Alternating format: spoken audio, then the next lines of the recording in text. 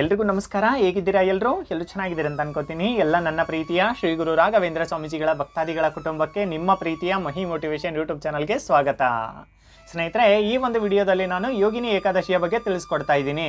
ಅಂದರೆ ಇದೇ ತಿಂಗಳು 22/6/2025 ಇರುವಂತಹ ಯೋಗಿನಿ ಏಕಾದಶಿಯ ಬಗ್ಗೆ ತಿಳಿಸ್ಕೊಡ್ತಾ ಇದ್ದೀನಿ. ಯೋಗಿನಿ ಏಕಾದಶಿಯ ಮಹತ್ವ ಏನು, ಈ ಒಂದು ವ್ರತಕತೆ ಏನಿದೆ, ಜೊತೆಗೆ ನಾವು ಕ್ಯಾಲೆಂಡ್ರಲ್ಲಿ ಕೆಲವರು ಹೇಳ್ತಾ ಇರ್ತಾರೆ 21ನೇ ತಾರೀಕು ಇದೆ ಅಣ್ಣ, ನಾವೇನು ಮಾಡೋಣ, ನಮಗೆ ಗೊಂದಲ ಆಗ್ತಾ ಇದೆ, ನೀವು 22 ಅಂತ ಹೇಳ್ತಾ ಇದ್ದೀರಾ ಅಂತ ಕೇಳ್ತಾ ಇದ್ದೀರಾ.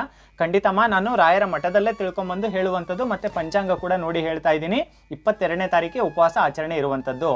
ನಮಗೆ 21ನೇ ತಾರೀಕು ಶನಿವಾರ ದಿನ ರಾತ್ರಿ 8:11 ಈ ಒಂದು ಏಕಾದಶಿಯ ತಿಥಿ ಆರಂಭ ಆಗುತ್ತೆ. ಆದರೆ ರಾಯರ ಮಠದಲ್ಲೂ ಕೂಡ ಈ ಒಂದು ಏಕಾದಶಿಯ ಉಪವಾಸ ಆಚರಣೆ ಮಾಡುವಂಥದ್ದು 22ನೇ ತಾರೀಕು 22/6/2025 ಉಪವಾಸ ಇರುವಂಥದ್ದು. ಮತ್ತೆ ಗೊಂದಲ ಮಾಡ್ಕೋಬೇಡಿ, ಕ್ಯಾಲೆಂಡ್ರಲ್ಲಿ ಆ ಥರ ಇದೆ, ನಾವು ಯಾವ ದಿನ ಮಾಡೋಣ ಅಂತ ಗೊಂದಲ ಆಗ್ತಾ ಇದೆ ಅಂತ ಮಾಡ್ಕೋಬೇಡಿ. ಇಂದಿನ ಏಕಾದಶಿ ಬಗ್ಗೆ ತಿಳಿಸ್ಕೊಟ್ಟಾಗ ಕೆಲವು ಜನಕ್ಕೆ ಗೊಂದಲ ಆಗಿತ್ತು, ಆದರೆ ಈಗ ಯಾರು ಕೂಡ ಗೊಂದಲ ಮಾಡ್ಕೋಬೇಡಿ. ನಾನು ರಾಯರ ಮಠದಲ್ಲೂ ಕೂಡ ಕೇಳಿದ್ದೀನಿ, ಪಂಚಾಂಗದಲ್ಲೂ ಕೂಡ ನೋಡಿದಾಗ 22/6/2025 ನಮಗೆ ಏಕಾದಶಿಯ ಉಪವಾಸ ಆಚರಣೆ ಇರುತ್ತೆ. ಅಂದರೆ ಏಕಾದಶಿಯ ಉಪವಾಸ ವ್ರತ ಮಾಡುವಂಥದ್ದು ನಮಗೆ 22ನೇ ತಾರೀಕೆ ಇರುತ್ತೆ. ಆಯಿತಾ? ಎಲ್ಲರಿಗೂ ಕೂಡ ಒಂದು ಕನ್ಫ್ಯೂಸ್ ಮಾಡ್ಕೋಬೇಡಿ, ಆಯಿತಾ? ಇದನ್ನಂತೂ ಕ್ಲಿಯರಾಗಿ ಹೇಳ್ಬಿಟ್ಟೆ. ನೋಡಿ, ಈ ದಿನ ಯಾರು ಬೆಳಗ್ಗೆ ಬೇಗ ಎದ್ದು, ಸೂರ್ಯ ಉದಯಿಸುವ ಮುನ್ನ ಬೇಗ ಎದ್ದು ಮನೆಯನ್ನೆಲ್ಲ ಒರೆಸ್ಕೊಂಡು ಸ್ನಾನ ಎಲ್ಲ ಮಾಡಿಕೊಂಡು ಮನೆಯನ್ನೆಲ್ಲ ಒರೆಸ್ಕೊಂಡ್ಬಿಟ್ಟು ಕ್ಲೀನಾಗಿ ಮಹಾವಿಷ್ಣು ದೇವರಿಗೆ ಮತ್ತು ಮಹಾಲಕ್ಷ್ಮೀ ದೇವಿಗೆ ಯಾರು ಪೂಜೆ ಸೇವೆಯನ್ನು ಮಾಡ್ತಾರೋ, ನಾವು ರಾಯರ ಸೇವಕರು ಕೂಡ ಹಂಗೆ ಅಲ್ವಾ, ರಾಯರ ಭಕ್ತರು ಕೂಡ ಹಂಗೇನೆ. ರಾಯರಿಗೆ ಯಾವುದೇ ರೀತಿ ನೈವೇದ್ಯ ಇಡುವಂಥದ್ದು ಇರೋದಿಲ್ಲ. ರಾಯರಿಗೆ 2 ದೀಪಗಳನ್ನು ನಾವು ಹಚ್ಬೋದು, ಸ್ವಲ್ಪ ತುಳಸಿ ದಳವನ್ನು ನಾವು ಖಂಡಿತವಾಗ್ಲೂ ಕೂಡ ರಾಯರಿಗೆ ಏಕಾದಶಿಯ ದಿನ ಇಡಬಹುದು. ನಿಮಗೆ ಫೋಟೋ ಕೂಡ ಹಾಕಿರ್ತೀನಿ, ನೋಡ್ಕೊಳ್ಳಿ.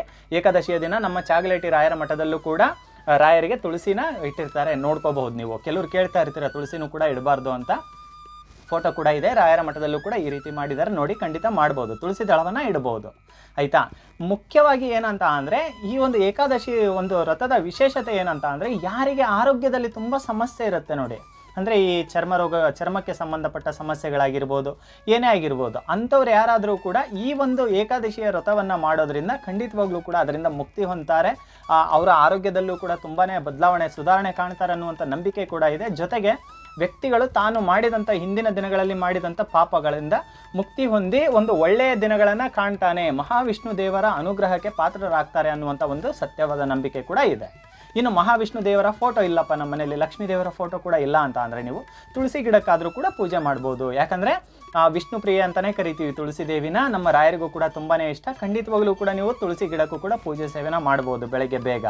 ಆಯಿತಾ? ಇನ್ನು ನಿಮಗೆ ಆರೋಗ್ಯದಲ್ಲಿ ಸಮಸ್ಯೆ ಇದೆಯಪ್ಪ, ನಿಮ್ಗೇನಾದರೂ ಮಾತ್ರೆಗಳದೆಲ್ಲ ಇರುತ್ತಲ್ವ, ನಿಮ್ಗೆ ಆಗಿಲ್ಲ ಅಂತ ಅಂದರೆ ಮಾಡಿ ಅಂತ ನಾನು ಖಂಡಿತವಾಗ್ಲೂ ಹೇಳೋದಿಲ್ಲ. ಮನಸ್ಸಲ್ಲೇ ರಾಯರನ್ನ ಪೂಜಿಸ್ತಾ ಬನ್ನಿ, ಮಹಾವಿಷ್ಣು ದೇವರನ್ನು ಅವತ್ತು ಪೂಜಿಸ್ತಾ ಬನ್ನಿ. ಅಂದರೆ ಈ ಒಂದು ವ್ರತಕಥೆನ ಕೇಳುವಂಥದ್ದಾಗಿರಬಹುದು. ಈ ಒಂದು ವಿಡಿಯೋದಲ್ಲಿ ನಾನು ಈ ಏಕಾದಶಿಯ ಒಂದು ವ್ರತಕಥೆ ತುಂಬ ಅದ್ಭುತವಾಗಿದೆ, ನಾನು ಸರಳವಾಗಿ ನಿಮಗೆ ತಿಳಿಸ್ಕೊಡ್ತೀನಿ.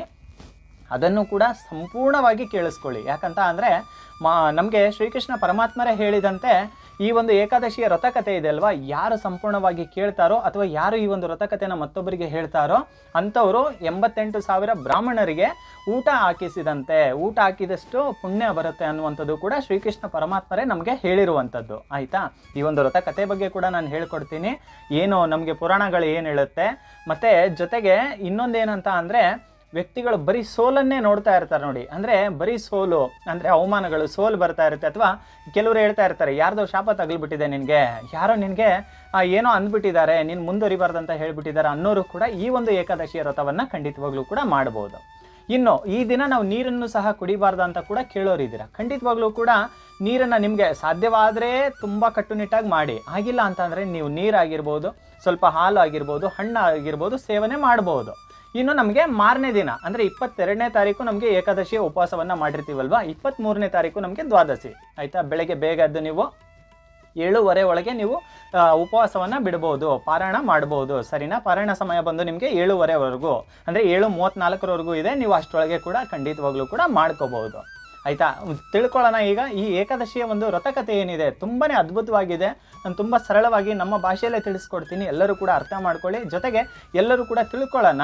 ಪದ್ಮ ಪುರಾಣದಲ್ಲಿ ಉಲ್ಲೇಖಿಸಿರುವಂತೆ ಈ ಯೋಗಿನಿ ಏಕಾದಶಿಯ ವ್ರತಕಥೆ ಈ ರೀತಿ ಇದೆ. ಒಂದು ದಿನ ಧರ್ಮರಾಜ ಯುಧಿಷ್ಠರನು ಶ್ರೀಕೃಷ್ಣನ ಬಳಿ ಬಂದು ಕೇಳ್ತಾರೆ, ಓ ಜನಾರ್ದನ, ನನಗೆ ಯೋಗಿನಿ ಏಕಾದಶಿಯ ವ್ರತಕಥೆ ಬಗ್ಗೆ ತಿಳಿಸ್ಕೊಡಿ ಅಂದಾಗ ಶ್ರೀಕೃಷ್ಣ ಪರಮಾತ್ಮ ನಗ್ನಗ್ತಾ ಹೇಳ್ತಾರೆ, ಈ ಒಂದು ಯೋಗಿನಿ ಏಕಾದಶಿಯು ಕೂಡ ಎಲ್ಲ ಏಕಾದಶಿಯ ಥರನೇ ಒಂದು ವಿಶೇಷವಾದಂಥ ಒಂದು ಫಲವನ್ನ ಕೊಡುವಂಥದ್ದಾಗಿದೆ.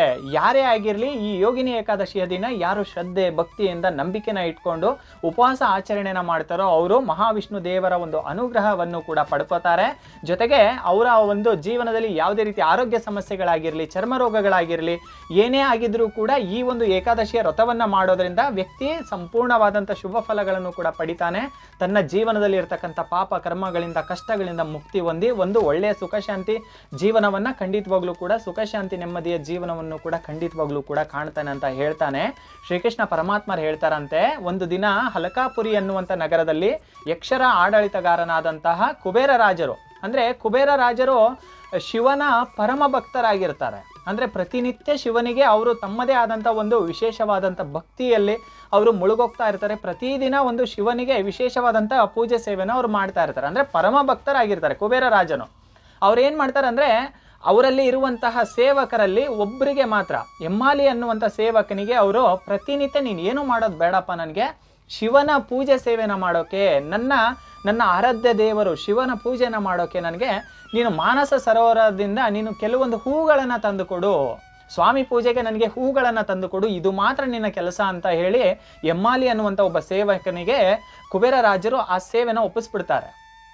ಒಪ್ಪಿಸಿದಾಗ ಏನಾಗುತ್ತೆ, ಪ್ರತಿದಿನ ಅವ್ರು ತರ್ತಾ ಇರ್ತಾರೆ, ಅದು ನಡೀತಾ ಇರುತ್ತೆ, ಪೂಜೆ ಸೇವೆ ನಡೀತಾ ಇರುತ್ತೆ. ಅವರು ತಮ್ಗೆ ಹೆಂಗಿಷ್ಟನೋ ಆ ರೀತಿ ಅದ್ಭುತವಾಗಿ ಪೂಜೆ ಸೇವೆನ ಕುಬೇರ ರಾಜನು ಮಾಡ್ತಾ ಇರ್ತಾರೆ. ಅದೇ ರೀತಿ ಏನಾಗುತ್ತಂತ ಅಂದರೆ, ಆ ಎಮ್ಮಾಲಿ ಅನ್ನುವಂಥ ಸೇವಕನಿಗೆ ಮದುವೆ ಕೂಡ ಆಗುತ್ತೆ. ಮದುವೆ ಕೂಡ ಆಗಿ ವಿಶಾಲಾಕ್ಷಿ ಅನ್ನುವಂಥ ಒಂದು ಸುಂದರವಾದ ಮಹಿಳೆಯನ್ನು ಮದುವೆ ಕೂಡ ಆಗ್ತಾರೆ.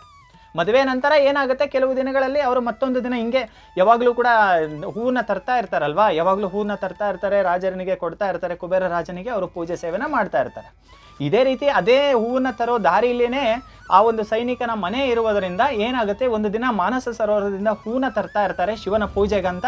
ಹೆಂಡತಿ ಬಾಗಲಲ್ಲಿ ನಿಂತಿರೋದನ್ನ ನೋಡಿ ಅವರ ಸೌಂದರ್ಯಕ್ಕೆ ಮತ್ತೆ ಆತನು ಹೆಮ್ಮಾಲಿ ಅನ್ನುವಂಥ ಸೈನಿಕ ಬೆರಗಾಗಿ, ತನ್ನ ಹೆಂಡತಿಯ ಸೌಂದರ್ಯಕ್ಕೆ ಬೆರಗಾಗಿ ತಾನು ಏನು ಮಾಡ್ತಾನಂದ್ರೆ, ತಾನು ಏನು ಸೇವೆನ ಮಾಡ್ಬೇಕಂತ ಇರುತ್ತಲ್ಲ ಅದನ್ನು ಮರ್ತೋಗ್ಬಿಟ್ಟು ಹೆಂಡತಿ ಸೌಂದರ್ಯಕ್ಕೆ ಆತನು ಬೆರಗಾಗಿ ಸೋತೋಗಿ ಅವನು ಸಲ್ಲಾಪದಲ್ಲಿ ಮುಂದುವರಿದು ಸರಿಯಾಗಿ ಪೂಜೆ ಸೇವೆಗೆ ಹೂವುಗಳು ಬರದ ಕಾರಣ ಕುಬೇರ ರಾಜನಿಗೆ ಏನಾಗುತ್ತಂತ ಅಂದರೆ, ಯಾಕೆ ಇವನು ಇನ್ನೂ ಬರಲಿಲ್ವಲ್ಲ, ಪೂಜೆ ಸೇವೆಗೆ ಲೇಟ್ ಆಗ್ತಾ ಇದೆ, ನನಗೆ ತಡವಾಗ್ತಾ ಇದೆ ಸ್ವಾಮಿ ಸೇವೆಗೆ, ಯಾಕೆ ಬರಲಿಲ್ಲ ಅಂತ ಇಬ್ಬರು ಸೈನಿಕರನ್ನ ಕಳಿಸ್ತಾರೆ, ಸೇವಕರನ್ನ ಅವರ ಮನೆ ಹತ್ರ ಕಳಿಸ್ತಾರೆ.